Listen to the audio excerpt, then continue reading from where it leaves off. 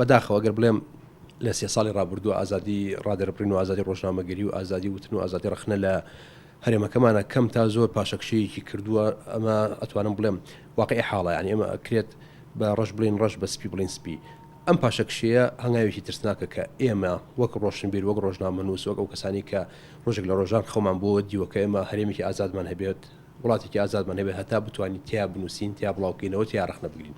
بەڵام ئەوەی کە ڕوویە لە ماوەی 3 ساڵی ڕابردووە جێی قسە و باسی زۆرە، بەڵام خۆی مەبەستێکی دیاریکراو هەیە لێرە. ئەگەر هاتوو مەسەلەن بۆ نمونە دەسەڵاتێک، حکوومەتێک، سەرۆکایەتی هەرێم، پەرلەمانێک لە پشت ئازادی وتن و ڕادەربڕینەوە نەبێت، بە ڕۆشنبیران تەنها ناکرێت. ڕاستی ئێمە لە هەرێمی کوردستانە کۆمەڵی خەڵکی دنیا دیدە، کۆمەڵی خەڵکی ئازادی خواست، کۆمەڵی خەڵکی ئازادی بێژ هەن، بەڵام کە پشتێکیان نەبێت، کە ئەم پشت ئەگەر پەرلەمان نەبێت، ئەگەر سەرۆکایەتی هەرێمەکەیان نەبێت، ئەگەر سەرۆکایەتی حکوومەتەکەیان نەبێت، ئەگەر سەندیکاکەیان نەبێت، بێگومان ئەم قسانە تەنهاوەکو وایە کە لە سنووقێکی داخراوە بکرێت و بکرێتەوە. منەڵێم بەداخەوە ینی هەست ئەکەم هێزێکی شاراوە هەیە، دەسەڵاتێک هەیە لە پشتی پەردەوە کە نایەوێت ئازادی وتن، ئازادی ڕۆژنامەگەری لە هەرێمەکەی بەرقەرار بێت. کەڵم بەرقەرار بێ ینی لە پەراوێزان نەبێت، کەڵم ئازادی بەرقەرار بێ ینی ئازادی لە تەنیشتی سوڵتەیە بێ، وەکەوەی کە لە وڵاتە دیموکراسوازەکانە ڕۆژنامەنووسان و چینی ڕۆشنبیران و چینی قەڵەم بەدەستان بەشێکن لە بڕێکردنی دەسەڵات. بەڕەش ئەڵێن ڕەش، بە سپیش ئەڵێن سپی، بەڵام لای ئێمە ئەوە تا